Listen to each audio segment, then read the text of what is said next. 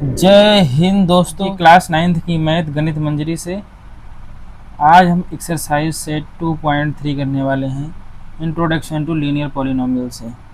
ठीक है, तो इससे पहले कि हम जो है आपको बताएं क्वेश्चन, उससे पहले हम एक समझ लेते हैं कॉन्सेप्ट, और वो है लीनियर पैटर्न। लीनियर पैटर्न, ठीक। तो लीनियर पैटर्न क्या होता है? आपने कभी कोई सीक्वेंस देखा हो जिसमें कॉन्स्टेंटली चेंज आ रहा हो? वो इंक्रीज भी हो सकता है, डिक्रीज भी हो सकता है। जैसे हमारे पास जो लीनियर इक्वेशन का जनरल फॉर्म होता है y is equal to a x plus b. ठीक। अब यहाँ पे जो y की वैल्यू है, वो डिपेंड किस पे करेगी? वो डिपेंड करेगी x पे। क्यों डिपेंड करेगी? क्योंकि a और b तो क्या है? कांस्टेंट है। a और b तो कांस्टेंट है, इसकी वजह से a और b की वैल्यू तो चेंज नहीं होगी, फिक्स्ड है।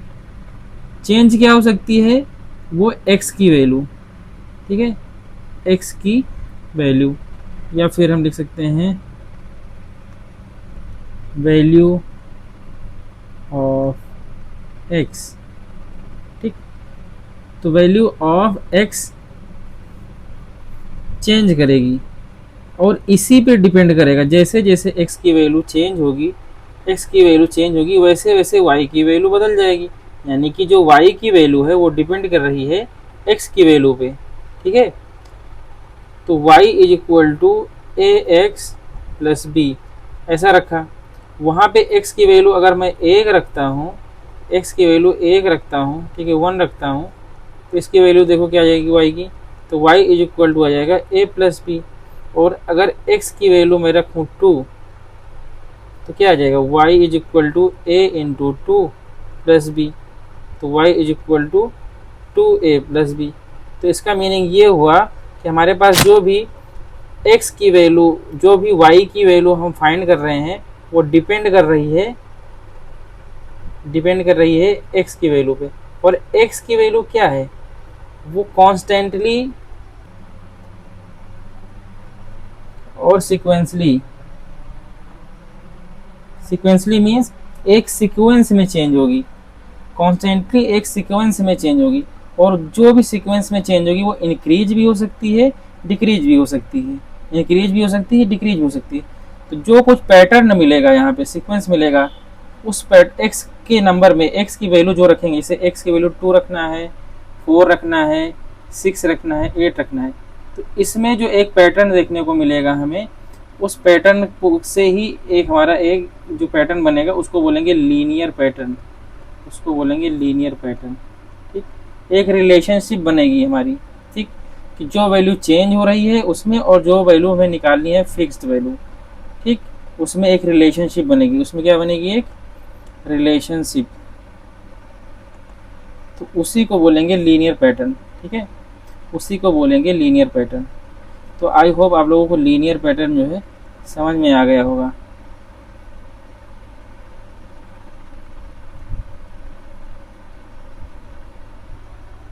लीनियर पैटर्न आपको समझ में आ गया होगा। आगे हम चलते हैं क्वेश्चन नंबर 1 पे, एक्सरसाइज से 2.3 क्वेश्चन नंबर 1। तो क्वेश्चन नंबर 1 कह रहा है a student has 500 in her saving accounts।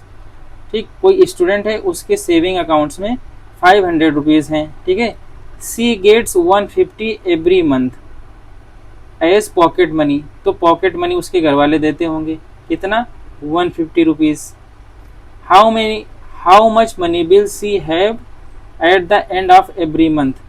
तो कह रहे हैं कि लास्ट के जो मंथ हमारा होगा उसके लास्ट डेज में, ठीक है, उस कितना मनी सेव कर पाएगी। ठीक है, how much money will she have at the end of every month from second month onwards. मतलब फर्स्ट मंथ में वो नहीं देखना है। क्या है? फर्स्ट जो मंथ है उसमें हमें कैलकुलेट नहीं करना है, वो सेकेंड मंथ, जो हमारे पास सेकेंड मंथ आएगा वहाँ से कैलकुलेट करना है जो भी इक्वेशन बनेगी। Find a linear expression to represent the amount she will have in nth month. कि कोई भी nth मंथ हो सकता है। nth मंथ का मीनिंग हुआ कोई भी हो सकता है, वहाँ पे कोई भी आप वैल्यू पुट करोगे तो आपको वो वैल्यू आ जाएगी। जैसे कि मान लो हमें 15वें 15th मंथ का पता करना है तो n की जगह पे 15 रख देना, जो एक पैटर्न आएगा निकल के, तो वहाँ पे 15th मंथ का पता चल जाएगा। 16 रखना है, 20th मंथ का पता करना है तो n की जगह पे 20 रख दो। इस तरीके से nth मंथ पे एक रिलेशन हमें आ जाती है, एक लीनियर पैटर्न मिल जाता है। वहाँ पे n की वैल्यू कुछ भी रखो, किसी भी महीने का चाहिए आपको, आप वहाँ पे जो है निकाल सकते हैं आसानी से। तो आइए क्वेश्चन को देखते हैं तो ज़्यादा समझ में आएगा। आई स्टूडेंट हैज़ 500 इन हर मंथ। तो सॉल्यूशन देख लेते हैं इसका, कैसे लिखेंगे हम लोग।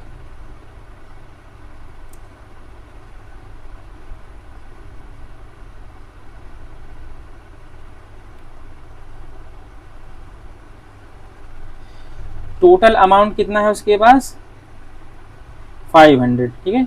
तो लिख देंगे total amount, total amount is equal to 500 rupees, ठीक है। उसके पास कितना है 500 रुपीज़ है टोटल अमाउंट। अभी मंथली पॉकेट मनी कितना मिल रहा है, तो monthly pocket money, monthly pocket money is equal to 150 rupees.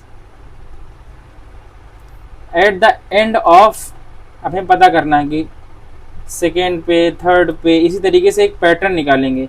तो एट द एंड ऑफ हमें निकालेंगे, ठीक है। एट द एंड ऑफ, क्योंकि हमें क्या निकालना है, देखो यहाँ पे क्या लिखा है, how much money she will she have at the end of every month from the second month onward. तो पहले मंथ में तो हमें नहीं पता था, क्योंकि पहले मंथ में जो है 500 उसके पास रहेगा, ठीक है, और जो सेव करेगी 150 वो रहेगा। लेकिन पहले महीने का तो हमें बताना नहीं है, ठीक है। अगर निकालना चाहो तो फर्स्ट मंथ का भी निकाल सकते हो कि 500 उसके सेविंग अकाउंट्स में है, 150 मिल रहा है, तो ऐसे हो जाएगा। अब सेकेंड मंथ से ऑनवर्ड से हमें कैलकुलेट करना है। तो आप लोगों की समझ के लिए मैं पहले मंथ का भी निकाल देता हूँ, ठीक है। फर्स्ट मंथ, तो फर्स्ट मंथ का कितना हो जाएगा 500, तो उसके सेविंग अकाउंट्स में है, ठीक है, प्लस 150, ठीक, प्लस 150 क्या, जो उसके पॉकेट मनी मिल रहा है। तो 500 उसके सेविंग अकाउंट्स में हो गया, 150 उसे पॉकेट मनी मिल रहा है। तो टोटल कितना हो जाएगा हमारे पास, उसके पास जो एंड में बचेगा मनी 500 और 150 मिलकर कितना हो जाएगा 650, कितना हो जाएगा 650 रुपीज़, ठीक। इस तरीके से बनेगा। अब आके आप देखिए सेकेंड मंथ में क्या बनेगा, इसी तरीके से एंड ऑफ सेकेंड मंथ। तो 500 तो उसके पास है ही, ठीक।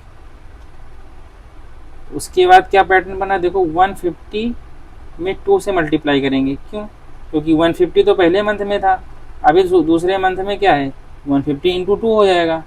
तो 150 इंटू 2 तो कितना हो जाएगा हमारे पास 500 प्लस 300, ठीक है, इतना हमारे पास रुपये हो जाएगा। इसी तरीके से थर्ड मंथ का देखेंगे, थर्ड मंथ में लास्ट में कितना मनी बचेगा 500, तो उसके सेविंग अकाउंट्स में फिक्स हैं, ठीक। और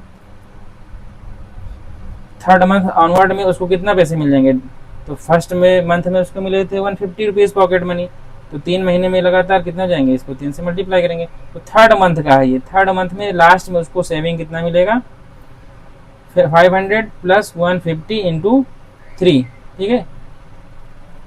अगर हमें यहाँ से 1 यहाँ पे 1 से मल्टीप्लाई कर दूँ तो कोई दिक्कत है क्या, नहीं है ना, ठीक। Third month is equal to 500 plus 150 into 3, तो कितना हो जाएगा ये 500 प्लस 450, ठीक, इतना सेविंग कर पाएगी। अब देखो यहाँ पे कुछ पैटर्न देखने को मिल रहा है क्या, देखो 500 फिक्स है, 150 फिक्स है, चेंज क्या हो रहा है, तो टाइम, चेंज क्या हो रहा है, तो टाइम, टाइम में क्या मंथ देखो, यहाँ पे फर्स्ट मंथ है, ठीक, यहाँ पे देखो क्या है, सेकंड मंथ देखने को मिलेगा, ठीक, यहाँ पे क्या है, थर्ड मंथ देखने को मिलेगा। तो फर्स्ट मंथ में जो है पॉकेट मनी 150 है, तो उसको 1 से मल्टीप्लाई किया। सेकेंड मंथ में जो पॉकेट मनी मिलेगा कितना मिलेगा, 150 और मिल जाएगा, ठीक, तो उसको 150 इंटू 2 कर देंगे। और थर्ड मंथ में क्या है, 150 और मिल जाएगा पॉकेट मनी, तो 150 इंटू 3 कर देंगे।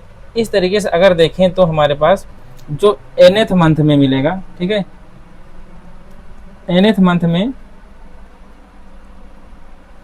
कितना होना चाहिए, फर्स्ट वाले में फर्स्ट से मल्टीप्लाई किया, सेकेंड वाले में 2 से और थर्ड वाले में 3 से। तो इसी तरीके से अगर nth मंथ का हम निकालेंगे तो हमारे पास 150 इंटू एन आना चाहिए, ठीक, ठीक, जो कि हमारा इक्वेशन बनेगा 500 प्लस 150 एन। ये एक लीनियर पैटर्न बन जाएगा, ठीक, ये हमारा एक लीनियर पैटर्न बन जाएगा 150 एन, ऐसा करके बनेगा, ठीक है। तो ये रहा हमारा फर्स्ट क्वेश्चन। तो amount is equal to nth month में जो भी अमाउंट आएगा वो हमारा यही बन जाएगा, तो यही हमारा आंसर हो जाएगा। आप इसको डायरेक्टली लिख सकते हैं कि nth मंथ में जो अमाउंट बनेगा आपका, amount in nth month is equal to, अगर y आप ले रहे हैं, ठीक है, इज इक्वल टू y ले रहे हैं, तो ये हो जाएगा y is equal to 150 n plus 500। बोलो आपको कुछ ये दिख रहा है ना, लीनियर पैटर्न जैसा दिख रहा है कि नहीं दिख रहा है, ठीक, ये देखो y is equal to ax plus b के फॉर्म में दिख रहा है कि नहीं।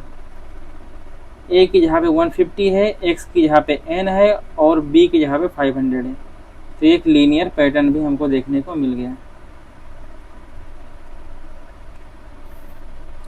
तो हमारा क्वेश्चन नंबर फर्स्ट सॉल्व हो जाता है यहाँ पे। आइए क्वेश्चन नंबर सेकंड की तरफ देखते हैं।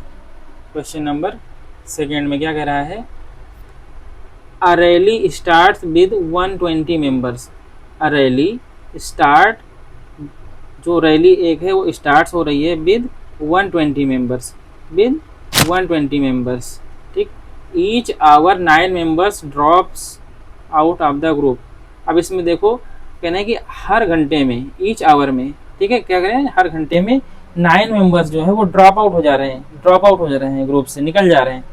How many members will remain after, यानी कितने लोग बचेंगे after 1 hour, 2 hour, 3 hour, dot dot dot, आप निकालते जाए कि कितने आवर, कितने मेंबर बचेंगे, ठीक है। तो find a linear expression to represent the number of members at the end of the nth hour, ठीक है।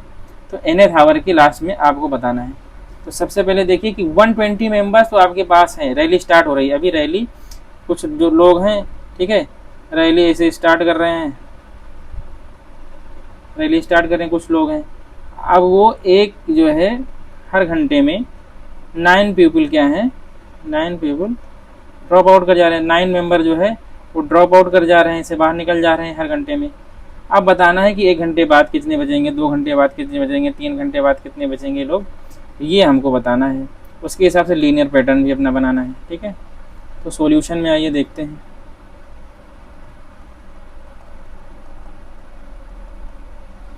सॉल्यूशन में लिखेंगे total member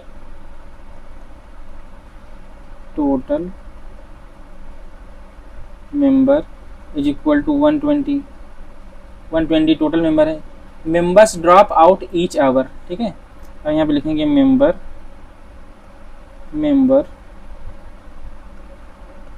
drop out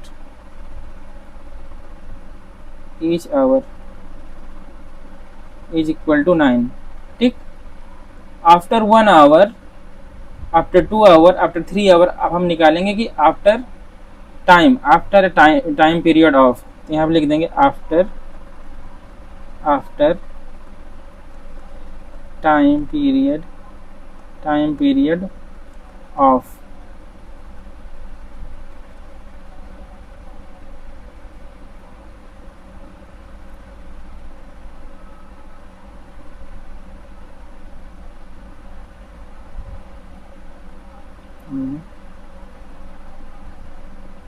members after time period of, तो यहाँ पे फिर निकालेंगे 1 आवर का, निकालेंगे फिर 2 आवर का, फिर 3 आवर का, तो लिखेंगे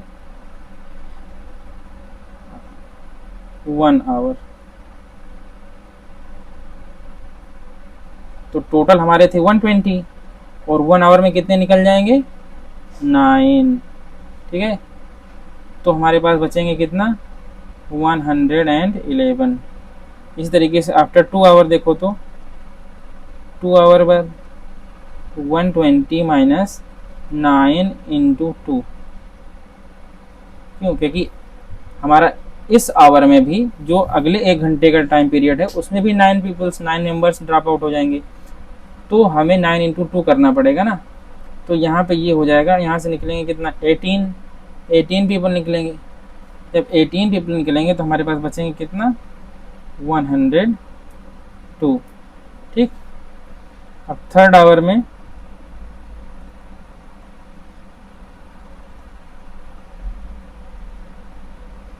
तो आफ्टर 3 आवर कितने निकलेंगे 120 माइनस 9, फर्स्ट में 1 घंटे में 9, तो 3 घंटे में 9 इंटू 3, और ये हो जाएगा हमारे पास 27। तो 120 माइनस 27 करेंगे तो हमारे पास आ जाएगा 93, ठीक है। 120 में से यहाँ पे 27 माइनस करोगे तो आप 93 देखने को मिलेगा आपको, ठीक है। अब इसी तरीके से हम देखेंगे कि हमारा nth आवर में कितना हो जाएगा, ठीक है। नाउ से लिख देंगे आफ्टर nth आवर, तो कितना हो जाएगा 120 माइनस, अब देखो अगर मैं यहाँ पे 1 से मल्टीप्लाई करूँ तो कोई प्रॉब्लम नहीं। यहाँ पे देखो कुछ पैटर्न आपको दिखेगा, आफ्टर 1 आवर 1 से मल्टीप्लाई कर रहे हैं, आफ्टर 2 आवर 2 से मल्टीप्लाई कर रहे हैं, और after 3 hour we are multiplying with number 3। तो n आवर के बाद, nth आवर के बाद कितना करेंगे तो 9 इंटू n करेंगे, ठीक, पैटर्न के हिसाब से। तो हमारा जो इक्वेशन बनेगा 120 माइनस 9n, 120 माइनस 9n, ये हमारा लीनियर, हमारे पास एक लीनियर एक्सप्रेशन बन जाएगा। तो अगर हम ये लिख सकते हैं कि members after time period of nth hour is y, तो हमारे पास जो एक लीनियर पैटर्न बनेगा y is equal to 120 minus 9n, या फिर चाहे आप ऐसे ही लिख दो, ये भी आपका ऐसे हमारा आंसर हो जाएगा। यहाँ पे लिख सकते हैं अगर लिखना चाहें तो, एट द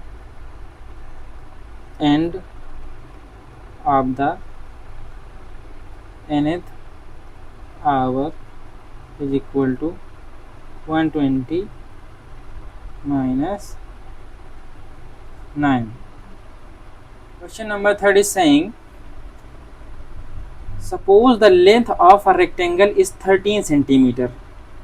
तो कोई एक रेक्टेंगल है और उसकी लेंथ हमें गिवन है 13 सेंटीमीटर।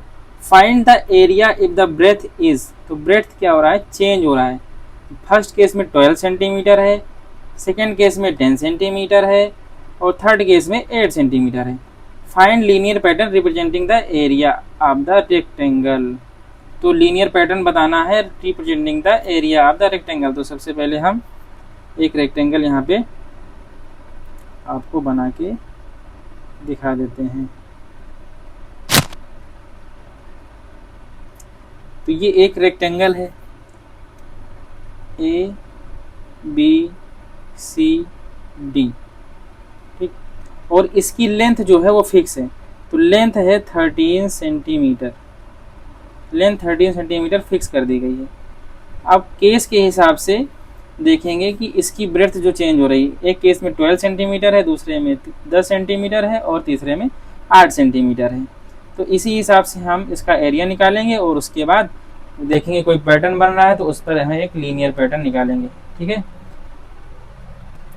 तो जो हमारे पास रेक्टेंगल के एरिया का फॉर्मूला होता है वो होता है एल इंटू बी। ठीक, जो एरिया होता है रेक्टेंगल का होता है area is equal to L into B. इसी फार्मूले से जो है हम इसका एरिया निकालेंगे।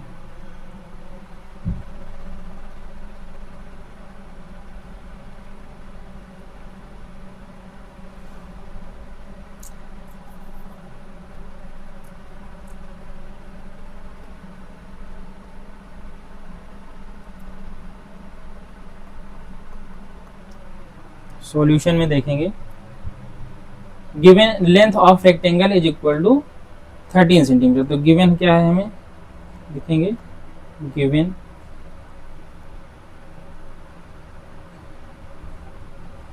Length of a rectangle is equal to 13 centimetre.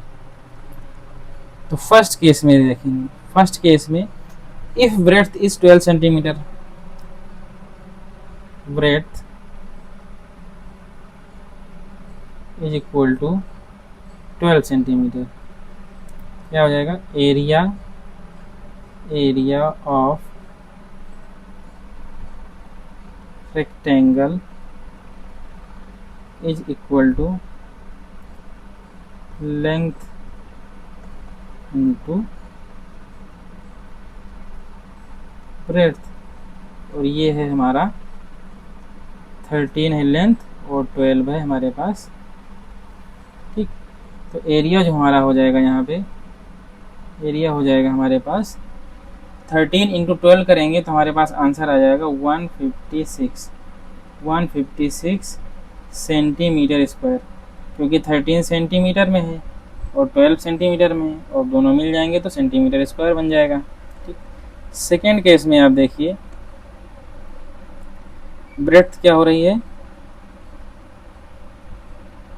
10 centimetre हो रही है। ठीक, तब हमारा जो एरिया बनेगा क्या बनेगा, area of rectangle is equal to वही बनेगा लेंथ इंटू ब्रेथ, और लेंथ हमारे पास है 13 सेंटीमीटर जो फिक्स है, ब्रेथ है हमारे पास 10 सेंटीमीटर का, और ये हो जाएगा हमारे पास 130 सेंटीमीटर स्क्वायर। ठीक, मल्टीप्लाई 13 और 10 को मल्टीप्लाई करेंगे तो 130 सेंटीमीटर स्क्वायर हमारे पास एरिया आ जाएगा। और उसके बाद हम जो है थर्ड केस में देखेंगे, if breadth is equal to 8 centimetre, 8 centimetre, तभी हमारे पास जो है area of rectangle is equal to length into breadth, और 13 इंटू 8। ठीक है, और 13 8 जा कितना होता है, 13 8 जा होता है 104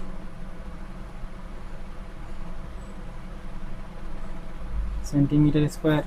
ठीक, अब क्या इसमें कुछ आप देख पा रहे हैं, अब क्या इसमें आप कुछ देख पा रहे हैं कि फिक्स्ड वैल्यू क्या है।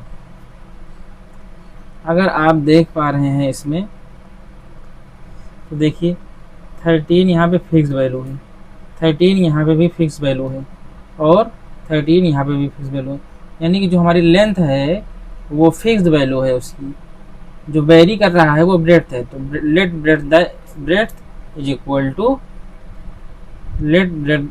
To x. ठीक है,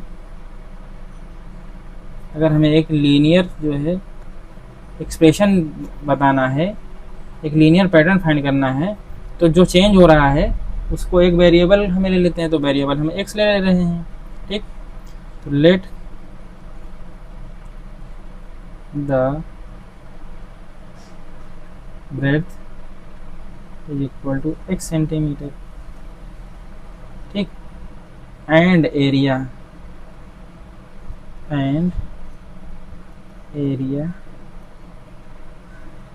is equal to y centimetre square. तो एरिया क्या हो जाएगा फिर, वाई एरिया जो हो जाएगा हमारे पास, एरिया ऑफ रेक्टेंगल क्या हो जाएगा वाई, और वाई हमारे पास क्या है length into breath, length into breath हो जाएगी। और लेंथ है हमारे पास 13, ठीक है, और ब्रेथ हमने ले लिया है x सेंटीमीटर का, तो ये हो जाएगा x के साथ मल्टीप्लाई हो जाएगा। तो जो हमारे पास लीनियर पैटर्न बनेगा वो बनेगा y is equal to 13x, जहाँ पे y क्या है, जहाँ पे y क्या है, area of rectangle, area of rectangle, और ये होगा सेंटीमीटर स्क्वायर में, ठीक है, ये होगा सेंटीमीटर स्क्वायर में। इस तरीके से हमारा क्वेश्चन नंबर 3 भी कंप्लीट हो जाता है। आइए क्वेश्चन नंबर 4 की तरफ। आई होप आप लोगों को समझ में आ रहा होगा। नहीं समझ में आए तो कमेंट बॉक्स में आप बता सकते हैं कि कहाँ पे इम्प्रूव करना चाहिए। आइए क्वेश्चन नंबर 4 की तरफ। Suppose the length of a rectangular box is 7 centimetre, कि कोई एक रेक्टेंगुलर बॉक्स है हमारे पास, उसकी लेंथ है 7 centimetre and breadth is 11 centimetre. Find the volume if height is 5 centimetre, 9 centimetre, 13 centimetre. Find a linear pattern representing the volume of rectangular box, ठीक है, find a linear pattern of rectangular box, ठीक है।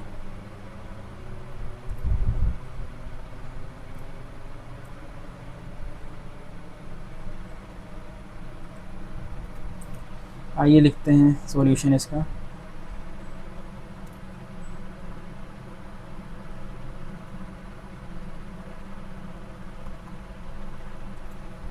तो आपके पास एक rectangular box है। सबसे पहले मैं आपको बॉक्स बनाना सिखा दूं।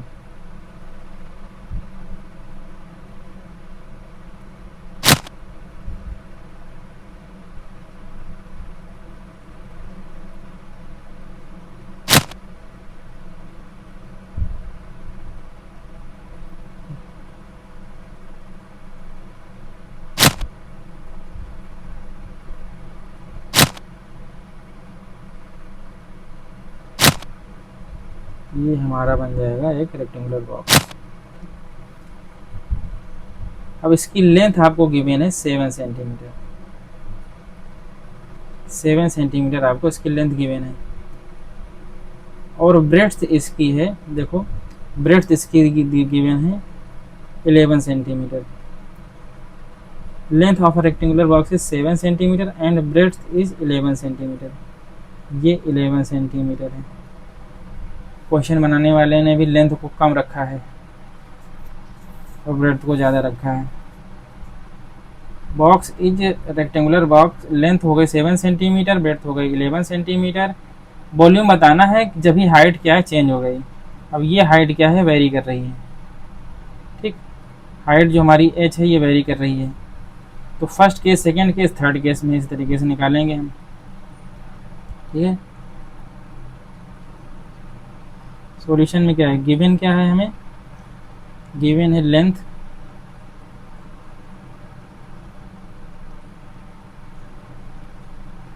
लेंथ 7 सेंटीमीटर,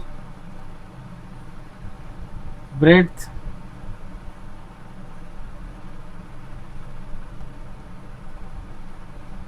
ब्रेड्थ है 11 सेंटीमीटर। तो फर्स्ट केस में वॉल्यूम निकालना है, ठीक। जब हाइट हमारी है, जब हाइट हमारी है 5 सेंटीमीटर, तो वॉल्यूम ऑफ रेक्टेंगुलर बॉक्स क्या होता है, volume of rectangular box is equal to length into breadth into height, ठीक। ये होता है फॉर्मूला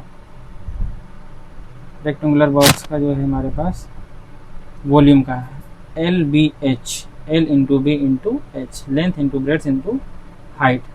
तो अब देखो यहाँ पे क्या हो जाएगा, हमारे पास लेंथ है 7 सेंटीमीटर, ब्रेड्थ है 11 सेंटीमीटर एंड हाइट है 5 सेंटीमीटर।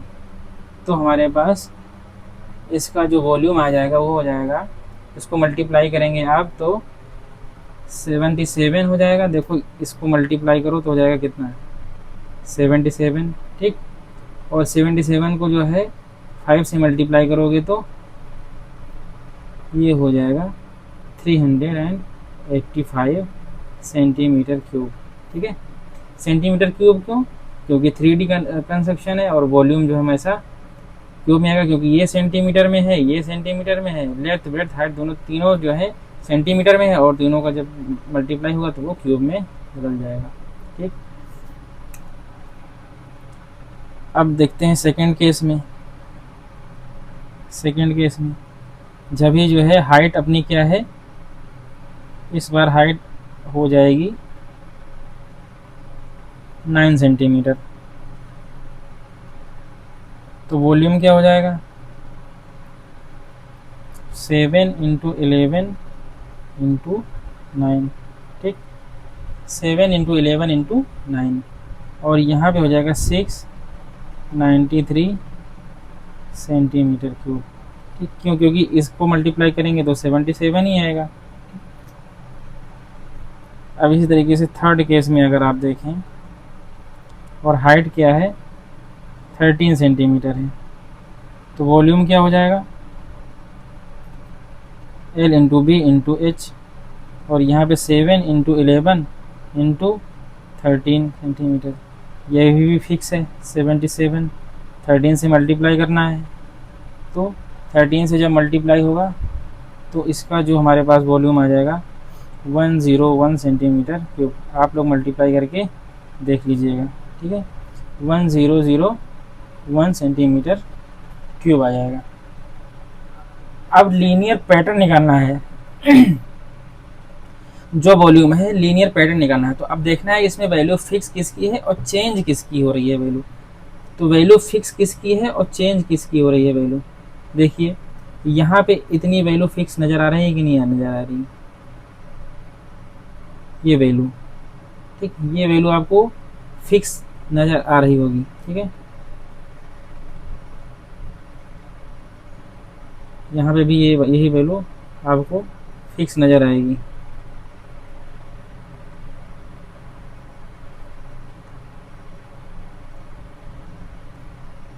क्यों फिक्स नज़र आएगी? क्योंकि पहले से ही हमको गिवन है ना, पहले से हमको गिवन है कि हाइट 7 सेंटीमीटर है और ब्रेड्थ 11 सेंटीमीटर फिक्स कर दी गई।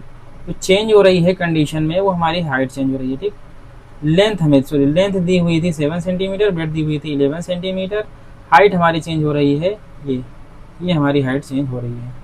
जब हाइट चेंज हो रही है तो उसी को क्यों ना वेरिएबल कर दिया जाए, क्योंकि वेरी वही कर रहा है तो वेरिएबल उसी को ले लेंगे। ठीक है, वेरी वही चेंज कर रहा है ना। देखो यहाँ पे ये वेरी कर रहा है, ये वेरी कर रहा है, ये वेरी कर रहा है, बाकी तो सब फिक्स है, बाकी तो सब फिक्स है, ये भी फिक्स है, ये भी फिक्स है, ये भी फिक्स है। तो जो फिक्स है उसको तो वैसे लिख देंगे, और जो हमारे पास वेरी कर रहा है उसको x ले लेंगे, कोई भी वेरिएबल ले लो।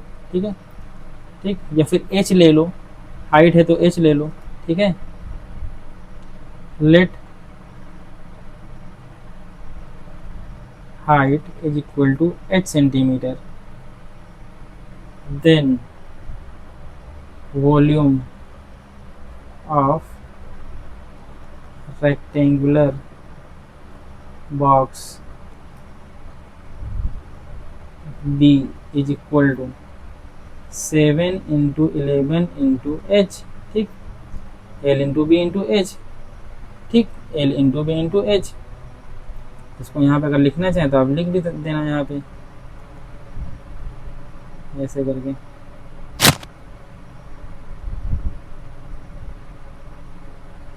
L into B into H, और ये हो जाएगा हमारा 77h।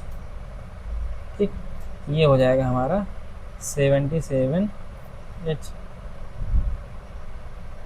यही एक लीनियर एक्सप्रेशन हो जाएगा, यही लीनियर पैटर्न हो जाएगा हमारे क्वेश्चन के लिए।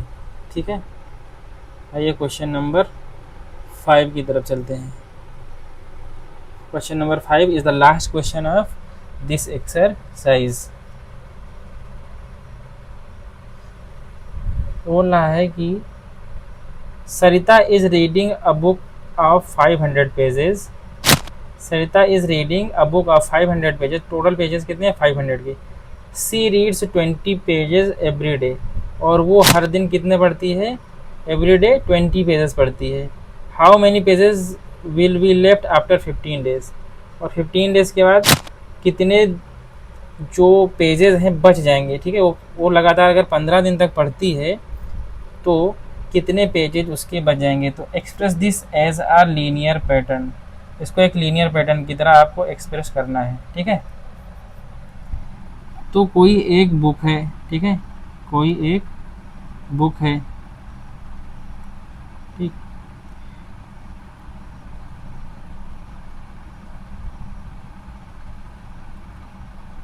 ठीक है, तो कोई एक बुक है ऐसे, उस बुक में कितने पेजेज हैं 500, 500 पेजेज हैं, और पर डे, ठीक है, पर डे वो सरिता जो है 20 पेजेस पढ़ती है, 20 पेजेस रीड करती है। अब बताना है कि वो लगातार 15 दिन जो है पढ़ेगी, लगातार 15 डेज वो क्या करेगी, कॉन्टिन्यूअस रीड कर रही है। अभी बताना है कि 15 डेज, आफ्टर 15 डेज कि पेज कितने बच जाएंगे, कितने पेजेस बच जाएंगे कि उसने रीड नहीं करे होंगे। ठीक, कितने पेजेस बच जाएंगे कि उसने रीड नहीं करे होंगे। ठीक, क्वेश्चन समझ में आ गया। तो सबसे पहले हम क्या निकाल लें कि 15 डेज में उसने कितने पेजेस पढ़े हैं। ठीक है, 15 डेज में उसने कितने पेजेस पढ़े हैं, और जितने भी पेज पढ़े हैं उसने, ठीक है, जितने भी पेज उसने पढ़ लिए हैं उसको 500 में से निकालेंगे। टोटल पेज जो भी है उसमें से जितने पेज उसने रीड कर लिए हैं उसको निकाल दो। तो क्या मिलेगा हमको कि जो बचा हुआ पेज है जो उसने रीड नहीं किया है वो पेज मिल जाएगा। ठीक, तो इसी तरीके से तो हम ये क्वेश्चन करेंगे और एक लीनियर पैटर्न भी निकालेंगे इसमें, देखते हैं। तो सॉल्यूशन में आ जाइए।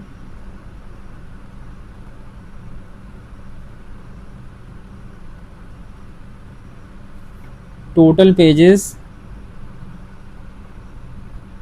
Total pages is equal to 500। ठीक है, पेजेस रीड पर डे, पेजेस read per day is equal to 20 pages. Pages read after 15 days, pages read after 15 days। तो 15 दिन के बाद कितना है, वही अपना कॉमन सा क्वेश्चन हो गया है। ठीक, एक दिन में 20 तो 15 दिन में कितना, तो 20 इंटू 15। ठीक, और ये हो जाएगा हमारे पास 300 पेजेस, मतलब वो 15 दिन में 300 पेजेस, 15 डेज में 300 पेजेस रीड कर रही है। तो आफ्टर 15 डेज कितने लेफ्ट रह जाएंगे पेजेस, तो यहाँ लिख देना pages left after 15 days, after 15 days is equal to हो जाएगा 500 माइनस 300 इज इक्वल टू 200। अब हम इसमें क्या निकालेंगे, एक पैटर्न निकालेंगे। ठीक, let pages left after n days, तो एन डेज में जो है आपको निकालना है। ठीक, लेट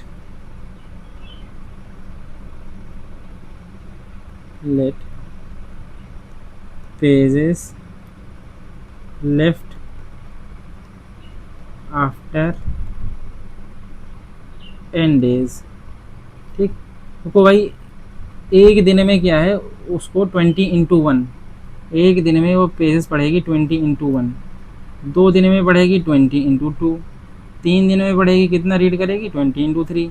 ठीक है, इसी तरीके से देखेंगे तो 15 डेज में कितना पढ़ी है 20 इंटू 15 पेजेस, और देखेंगे फिर एन डेज में कितना पढ़ेगी तो 20 इंटू एन। ठीक, एन डेज में पढ़ेगी। तो यहाँ पे जो चेंज हो रहा है डे चेंज हो रहे हैं ना। 20 पेजेस तो फिक्स हैं कि उसको पर डे पढ़नी है, तो एक दिन में 20, 2 दिन में 20 इंटू 2, इसी तरीके से पढ़ेगी 40, तो n डेज में 20 इंटू n पढ़ेगी। तो इसी हिसाब से जो है अब हमें लीनियर पैटर्न ये बताना है कि कितने पेजेस n डेज में, कितने पेजेस n डेज में कितने पेजेस लेफ्ट हो जाएंगे, ठीक है, रीड नहीं कर पाएगी वो, क्योंकि हमें उसने लास्ट में क्वेश्चन हमारा क्या पूछा था कि how many pages will be left after 15 days. उसी तरीके से हमको बताना है कि n डेज में कितने पेपर लेफ्ट कितने पेजेस लेफ्ट हो जाएंगे, रहेंगे, नहीं पढ़ पाएगी वो। तो इसका मीनिंग ये हुआ कि फिर वहाँ पे हमें कितने भी दिन का पूछ लेगा, 15 डेज़ का, 16 डेज़ का, 20 डेज़ का, वहाँ पे n की वैल्यू रख देंगे डायरेक्टली हमको मिल जाएगा, ठीक है। तो यहाँ पे हो जाएगा n डेज, तो देखो कितना पेजेस लेफ्ट रह जाएगा, तो टोटल में से जो 500 पेजेस है ना टोटल, उसमें से माइनस कितना करेंगे, 20 इंटू n, ठीक। मतलब ये हो गया कि 500 माइनस 20n, ठीक। इतने जो है हमारे ये एक लीनियर एक्सप्रेशन मिल जाएगा। n की वैल्यू आप कुछ भी पुट कर दो यहाँ पे, 1 2 3 5 6 डेज, कितने डेज में आपको चाहिए, और यहाँ से आपको आंसर मिल जाएगा। तो इस तरीके से हमारा जो है ये एक्सरसाइज 2.3 ख़त्म हो जाती है। इसके बाद हम एक्सरसाइज 2.4 की तरफ आगे बढ़ेंगे, ठीक है। थैंक यू दोस्तों, धन्यवाद।